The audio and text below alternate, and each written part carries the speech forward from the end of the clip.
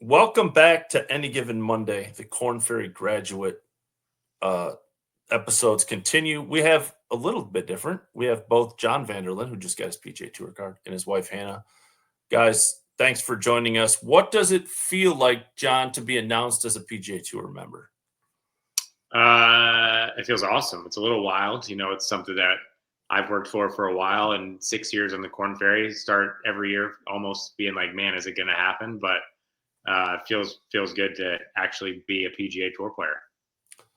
Hannah, you have been there through, like, as I have talked about many times, the spouse of a player just says, like, is kind of the hero of the house. You've been there on the bag often. What is it? What did it feel like Sunday? I know it was somewhat official, but officially official. So, what can you explain how you felt Sunday after he tapped in on 18? Yeah, I think, it was so interesting. Everybody was saying, like, he's all good. He's good.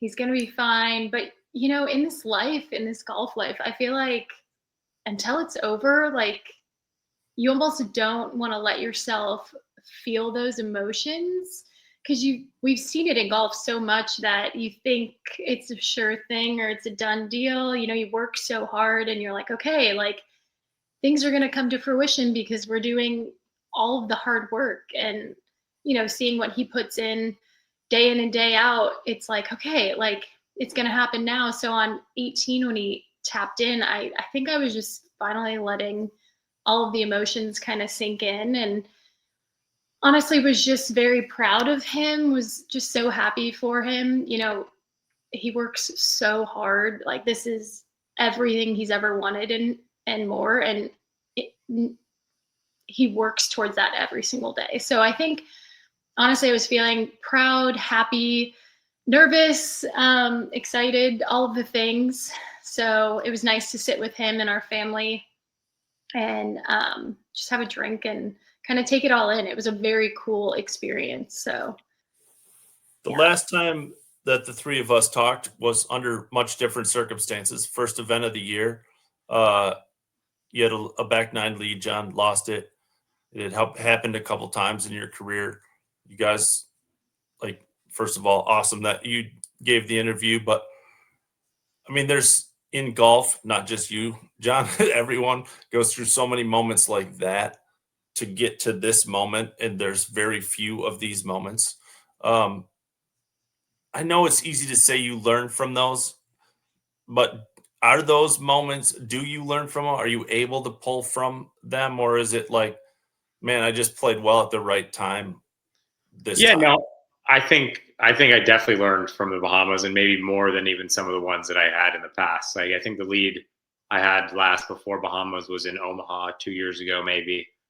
Um, and I actually felt like I did okay that day, and I shot even par or something like that. I ended up coming in second, but Toasty won. I think he shot like 64, and the second best round of the day was 69 Mhm. or 68. So that's one of those ones where I felt like, man, I didn't give that one away. The Bahamas, I felt like I made a couple mistakes while a couple guys were making birdies, and then things started moving quickly. So I kind of tried to do a better job of staying within myself, no matter what. I knew there was going to be things that didn't go perfect. It wasn't going to go great, and just kind of stay within myself and play my game. And I got off to such a hot start that I kind of was able to give myself a little bit of breathing room early. So that was for sure nice. But I think I for sure learned from the Bahamas and was able to use that successfully in Columbus. I mean, John, you got onto the Korn Ferry Tour relatively quickly, a couple of years after you turned pro, and then every year you've been on the Korn Ferry Tour. You like played really solidly. 47th, 42nd, 60th in points. You've never really been in any serious danger of losing your card, but also like haven't done till Columbus. Gotten to the next level. Was there times that you're like, man, what the hell is happening? Right? Like I'm playing well, but like you're on this right path. Like 2 years, you're on the Corn Ferry Tour, you're playing well. I assume part of it is like, man, I'm going to be on the PGA Tour here in a year and a half, or 2 years and a half, and 3 years, and finally you're like, man, Yeah. what's happening? Yeah, I mean, obviously, I'm very fortunate to have had the success I had on the Korn Ferry and not have to stress about having a job year after year. I'm very fortunate to have been able to accomplish what I did on the Korn Ferry Tour. But for sure, it gets frustrating, and that frustration is could be different than a lot of other guys' careers where they're fighting for a place to play. But you get tired of, even this year, the first half of the year, I was making a ton of cuts, felt like I was playing really good, and I'd throw 1 9 holes or one not so great day in of even par, around even par, and I'm finishing 40th and making $4,000 and getting 7 points, and it's like, what am I doing? Like, I'm basically breaking even for the week. I'm going down the points list. I'm playing good golf, and I'm just not getting anything out of it. And it happens, of course, and everybody has that different frustration depending on the level they're at. And just because I'm on tour, I'm sure there'll still be frustration to come, but it's a good problem to have compared to where else I could be, and kind of trying to put it in perspective and keep having the faith that things are going well and they're going in the right direction to where we want to be ultimately. When John comes home and he's in one of these stretches where, like, he's finishing 40th, especially, after a couple, 3 years, 4 years, like, is there anything that you can say? Like, I'm not trying to compare the two, but like in caddying, you can only say like, okay, let's get a birdie here next hole, like so many times before you're like, yeah, dude, I'm 5 over. Like, it doesn't matter. So like, is it just being there as a supporter? Or is there something you guys do? Do you get away from golf? Do you talk about golf? Like, in a pro golfer's life, it's easy for golf to consume the household, right? So it's like, what is support? Is support not talking about it? Is support addressing it? Or does it evolve through the years? Yeah, I mean, I think what's so important is John has he has such good perspective on who he is as like a person, and knowing that golf doesn't define him, and he knows that I know that as well. And I think what's so good is we are so rooted in that you know golf is what he does, but it's not who he is. And I think that's what makes him such a good golfer and also just a great person. um and I think what's really great is we both kind of have that, we both have that understanding that no matter what's happening, we still have each other. We have Bunk. We have our families who've been nothing but supportive. We have such great friends, like such a great support system that when you strip it all down at the end of the day, it's not life or death. It is a lot of fun that this is the life that we get to do. But at the end of the day, I would love him unconditionally, whether he was a golfer or not. That's good to know. So, I mean, we definitely, if there's like stints and stuff. Cut it, Sony, and just like, that's it.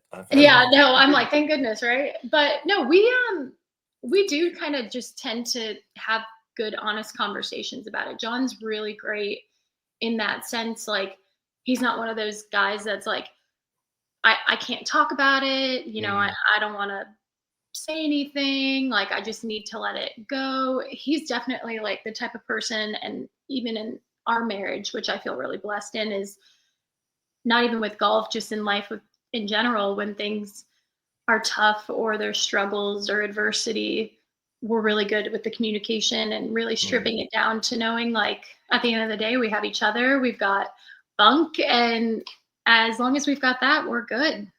Yeah. I think it's always been really important. Yes, we have that communication, but to me, Hannah's been dealing with me for almost 10 years now. Since the beginning. He deals with me too.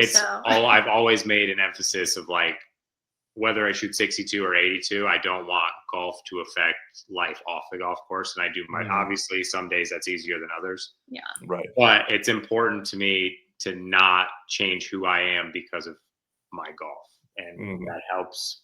She's been huge in helping me be able to do that and just get away from it when I need to. Yeah. It's always, and it's funny, like, I don't want it to seem like we don't have those tough conversations too, because, you really do strip it down. You're like, hey, okay, year 6, like, what do you need from me? Or like, how do we kind of overcome this next, how do we make that next step? Like, what do we need to do? What that's kind of holding us back from that, and, having those tough conversations. So I think that's also really important in a marriage and also in this lifestyle, it's Yeah. you got to get comfortable with the uncomfortable real quick. Yeah. John, back to golf. You won on a difficult course. Bahamas is a difficult course, contended there. Is there there's no argument that the Korn Ferry Tour needs some tougher courses. Is it if your success is coming on those tougher conditions, is it easy to be like, man, if I just get a tour card, I'm going to be fine, but I have to find a way to overcome courses that don't there has to be frustrating part of you, especially for you, John, because you've played well over and over and over again. You just haven't get that hurdle. Yeah. Obviously, from your results, you played more difficult courses. That might have changed. Your timeline might have moved up. How do you deal with that frustration? It seems like from a results base, you play well on difficult courses. Yeah. I mean, I've definitely had some success on some of the harder courses. Like I've played other places that I've had lead, like Omaha or Bogota, the big course there. So I feel like, and then the handful of starts I've had on tour, I haven't played some of the harder courses, but I've proven that I can hold my own in tour events that I have played in. So for sure, you kind of use that as motivation. But I think honestly, no matter who you are, you can use it either way, because you can also look at this Korn Ferry season. And obviously, Johnny Kiefer had an unbelievable season. He won in Dallas, he won in Veritex, and he won at Chicago, two of the lower scoring courses of the year. But he also he had top fives just about everywhere. I know he had top five in Panama, like some of the harder courses. So I think we're fortunate to have 26 opportunities on the Korn Ferry Tour. The Korn Ferry Tour just doesn't have the leverage to play the best courses that the PGA Tour has in peak conditions. So, I obviously my track record on the hardest courses, I think, benefits me moving forward, and hopefully will translate to the tour, like you said. Is there you've been on the Korn Ferry Tour for a long time? No, obviously that you can play on the PGA Tour, but is there anything going into this off season that you'll do differently, John, to get ready for? Is it practice, mental preparation, anything? I think there's a balance, right, of making sure you don't get away from what's made you successful, but also not being complacent in going forward. Sure. So just going, you're 2.5 months away from Sony. Is there anything you are consciously doing different leading up to that? No, I don't think so. And honestly, the reason for that is every year your goal is to be the best player on the Korn Ferry Tour, right? And you're doing everything to prepare for that. So why should that change now that you're going to the PGA Tour? I think too many guys kind of get away from their DNA sometimes because they feel like they need to change to be a PGA Tour player. And you see that all the time. And I'm trying to make sure that I stick to the plan that's gotten me here. It took maybe longer than I expected, but it's been a gradual rise. And it's kind of proof that I've been working on the right things and doing the right things. So we'll just keep doing them the way that we're doing them and see how far we can take it. Hannah, how many are you on the bag, and how many times are you going to be on the bag next year? That's the question. You have caddied in for those that listening, caddied for Mark. Hannah was caddying for John. Hannah caddied for him in the Bahamas. You deserve at least one go around on the PGA Tour. Maybe I'll be able to pick which one. Yeah, the Masters. After he wins Sony, then you get the Masters. Gosh, I hear the Masters has a pretty good par 3 contest. You could play. I might have to fight his dad on that one to be the par 3 caddy. I don't know. I mean, I think what John said is just keeping things kind of the same. And he's got Tim, who's been so great for him, just keeping such a level head. I think that's huge with a caddy, is just consistency and just even keel, knowing that they're there, they've got your back no matter what, and they're not gonna, be upset about bad days, be too excited about, just the consistency. Whereas I think as a spouse, I can personally speak for myself. I'm naturally a very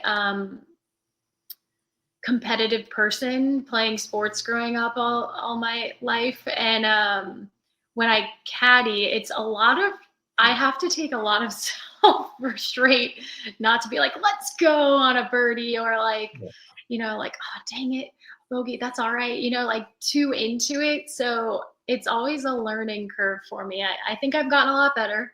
I I'll let him tell you whether or not I have or not. But I don't know. He'll have to let me know if he needs the ringer, and Yeah. he'll have to tap me in. Yeah. Yeah. That reminds me of the first time I caddied for Mark at Q School. He makes a birdie on like the third hole, and I was like, man, that's awesome. He's like, you need to chill out, dude. I know. There's 2 holes left. I feel like, you know, oh yeah, I was sorry. more About rounds. Yeah. Maybe a little too pumped. Yeah, we'll see.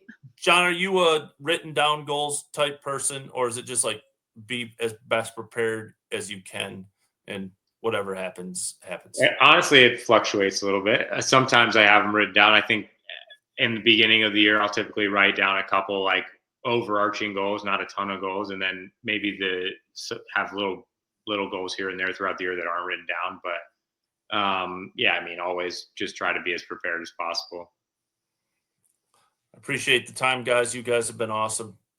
Things like the Bahamas I talk about often, just from a broad perspective, is like it's easy to, not that I don't appreciate your time now, but it's easy to have these conversations.